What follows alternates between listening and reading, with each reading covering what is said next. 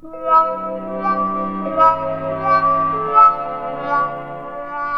to the story of Jemima Puddle-Duck, who was annoyed because the farmer's wife would not let her hatch her own eggs. Her sister-in-law, Mrs. Rebecca Puddle-Duck, was perfectly willing to leave the hatching to someone else. I haven't the patience to sit on a nest for 28 days, and no more have you, Jemima. You'd let them go cold. You know you would. I wish to hatch my own eggs. I will hatch them all by myself. If you want a job well done, well, you must do it yourself. Do it yourself. Be the independent one and do it yourself. Just do it yourself. You won't get rich in bed. Hard workers need no luck. That's what my dear old grandma said, and she was a dear old duck. Let the ants show you the way. Do it yourself, you must do it yourself. They're the very first to say, always do it yourself. Do it yourself. Heaven helps him who helps himself, and the sweetest jam is on the highest shelf. So don't rely on anyone. Do it yourself, do it yourself, do it yourself. If a thing needs doing well, you must do it yourself. Do it yourself. If you want to ring the bell, get up and do it yourself. Do it yourself. A stitch in time saves 9, a saying that is true. But I would add another line: the mend must be done by you. It's the motto of the bee. Bzz, do it yourself. Do it yourself. Bzz, a complete philosophy. Bzz, do it yourself. Nothing much comes to him who waits, and a duck is lost whoever hesitates. So don't rely on anyone. Do it yourself, do it yourself, do it yourself. Do it yourself, do it yourself, do it yourself. Jemima tried to hide her eggs, but they were always found by the farmer's wife and carried off. Jemima Puddle-Duck became quite desperate. I know what I'll do. I'll make a nest right away from the farm. Then I shall be left in peace to hatch my eggs. She set off on a fine spring afternoon along the cart road that leads over the hill. She was wearing a shawl and a poke bonnet. When she reached the top of the hill, she saw a wood in the distance. Now I must find a safe spot. I wonder if I could fly there. It's such a long time since I tried, you know. Now, let me try and remember. How did I do it in the old days? I used to walk a pace or two, yes, and then run, and then run a little faster, and a little faster, and then I used to jump. Oh, I'm flying! I can fly! Oh, I can fly so high!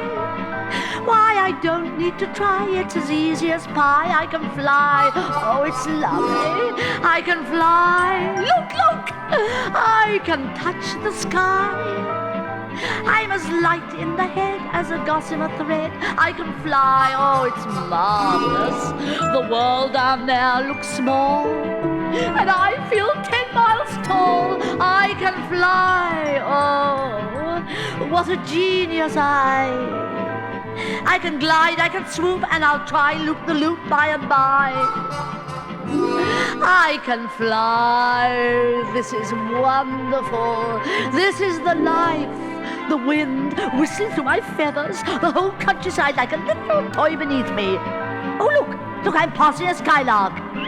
Oh, I bet he was surprised to see me. I can fly, oh, what a genius I can glide, I can swoop, and I'll try loop-the-loop by and by. Now wait a minute, that looks a nice place down there, where the trees and the brushwood have been cleared. I think I'll land there.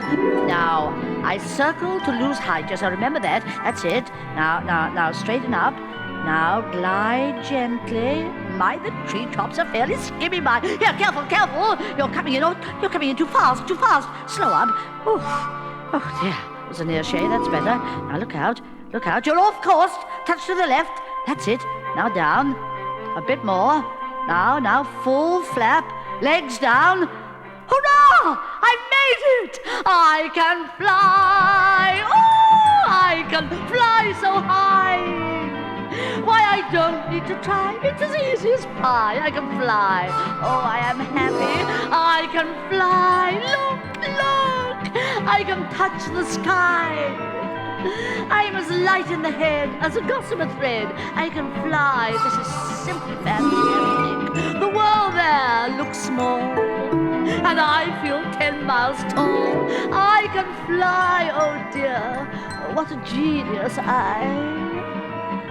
I can glide, I can swoop, and I'll try loop-the-loop by and by. But now I can fly. Ooh! Jemima began to waddle about in search of a convenient dry nesting place. She rather fancied a tree stump among some tall foxgloves. But seated upon the stump, she was startled to find an elegantly dressed gentleman reading a newspaper. He had black prick ears and sandy-colored whiskers, and a long bushy tail which he was sitting upon, as the stump was somewhat damp. Quack, quack. Good morning, madam. Have you lost your way? My, he's most civil and mighty handsome. No, sir, no, I'm not lost. I'm just looking for a nice, dry nesting place. Ah, is that so indeed? Yes, you see, I want to hatch my own eggs. At the farm, my eggs are always given to a most interfering and superfluous hen. Indeed. How interesting. I wish I could meet with that fowl. I'd teach it to mind its own business. But as to a nest, there is no difficulty. I have a sack full of feathers in my woodshed. Oh, it's most kind of you, sir, but I don't want to be in the way. My dear madam, you won't be in anybody's way. Oh. You may sit there as long as you like. He led the way to a very retired, dismal-looking house amongst the foxgloves. It was built of faggots and turf, and there were 2 broken pails, one on top of another, by way of a chimney. This is my summer residence. You would not find my winter house so convenient. There was a tumble-down shed at the back of the house made of old soap boxes. The gentleman opened the door and showed Jemima in. Oh, dear. What a vast quantity of feathers. You'll find them most comfortable and soft, dear lady. Yes, of course. You are most kind. Mm-hmm. Now, I think I'll start making my nest at once. La la la da dee dee. Do it yourself. Do it yourself. Jemima busied herself making a nice, comfortable nest. But I doubt if she would have hummed quite so contentedly had she realized that the kind, bushy-tailed gentleman was a crafty fox.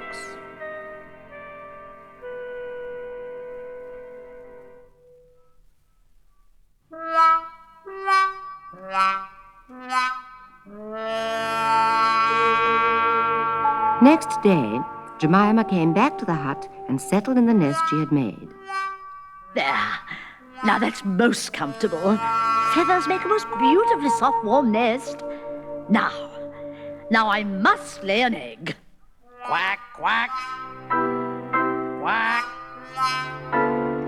Quack, quack. Quack. Quack. Quack. Quack. Oh dear. Quack. Quack. Quack, quack. Quack, quack. Quack. Quack, quack. Quack, quack. Quack, quack. Quack, quack. Quack, quack. Quack, quack. Quack, quack. Quack, quack. Quack, quack. Quack, quack. Quack, quack. Quack, quack. Oh, I've laid an egg. I've laid an egg. Quack, quack. What delight. Oh, it's lying there so clean and warm and bright. To lay an egg is really rather fun. There's very few of us know the way it's done. I've laid an egg. Quack, quack. What joy! I wonder, will it be a girl or boy? Well, we can only wait and see. One of the two it's bound to be. And if it's not, we'll have to send it back. I've laid an egg. I've laid an egg. I've laid an egg. Quack, quack, quack, quack. Jemima came every afternoon. She laid 9 eggs in the nest.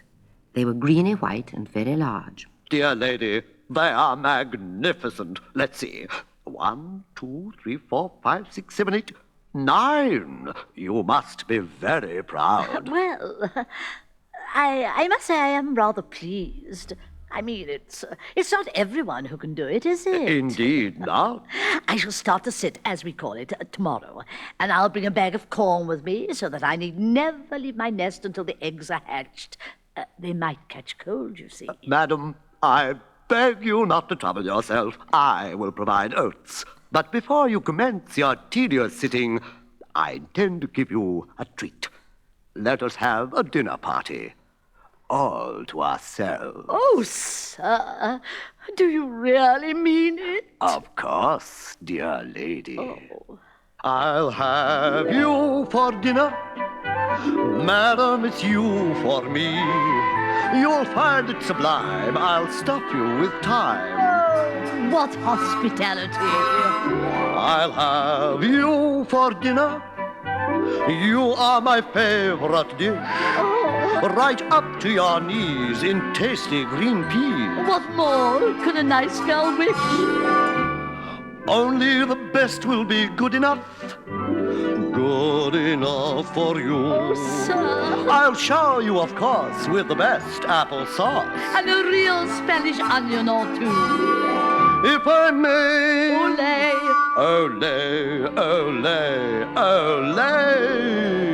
I'll have you for dinner. You'll get your desserts with me. A fig for blancmange, I'll have you à l'orange. Perfect gastronomy. This will be bliss indeed. You will be all I need. Oh, it sounds divine. Yes, doesn't it? May I ask you to bring some herbs from the farm garden? Just sage and thyme and parsley and 2 onions. Well, of course. Until tonight, then? Yes, until tonight. Oh, charming. Jemima Puddle-Duck was a simpleton. Not even the mention of sage and onions made her suspicious. She went round the farm garden, nibbling off snippets of all the different sorts of herbs that are used for stuffing roast duck. Then she waddled into the kitchen and got 2 onions out of the basket. The collie dog, Kep, met her coming out. She told him the whole story. The collie listened with his wise head on one side. Kep, what do you think? A most polite gentleman with sandy whiskers has asked me to dinner. Oh, indeed, huh? Sandy whiskers, you say? Yes. Has he by any chance a long bushy tail? Well, now you come to mention it, yes. Oh, I thought as much. Where does he live? In a dear little house in the wood. I think I should pay your friend a visit with 1 or 2 friends of mine. He went to look for 2 foxhound puppies who were out at walk with the butcher. Jemima Puddle-Duck went up the cart road for the last time. She flew over the wood and alighted opposite the house of the bushy, long-tailed gentleman. Good day to you, sir. You startled me. Come into the house as soon as you've looked at your eggs. Give me the herbs. Be sharp. Here you are. Oh, that's funny. He sounds quite cross. He's never spoken to me like that before. I wonder why he's licking his lips. Oh, perhaps they were dry because of the wind. While she was inside, she heard pattering feet round the back of the shed. Someone with a black nose sniffed at the bottom of the door and then locked it. Jemima became much alarmed. Oh, dear. I wonder why he locked the door. That seems a strange way to treat a guest. A moment afterwards, there were most awful noises. Presently, Kep the collie opened the door of the shed and let out Jemima Puddle-Duck. Oh, thank you, Kep. I think I've had a very, very narrow escape. Oh, don't let those puppies in here. They'll eat my eggs. Keep out. Get away, you naughty puppies. Leave my eggs alone. Oh, dear. Oh, they're gobbling up my eggs. Unfortunately, the puppies rushed in and gobbled up all the eggs before Kep could stop them. Poor Kep. He had a bite on his ear, and both of the puppies were limping. Jemima Puddle-Duck was escorted home in tears on account of those eggs. But she laid some more in June, and she was permitted to keep them herself. nothing much comes to him who waits, and the duck is lost, whoever hesitates. So don't rely on anyone. Do it yourself, do it yourself, do it yourself. Do it yourself, do it yourself, do it yourself. Poor Jemima. Only 4 of her eggs hatched. She said it was because of her nerves, but she had always been a bad sitter. And, needless to say, nothing more was ever seen again of that foxy, whiskered gentleman.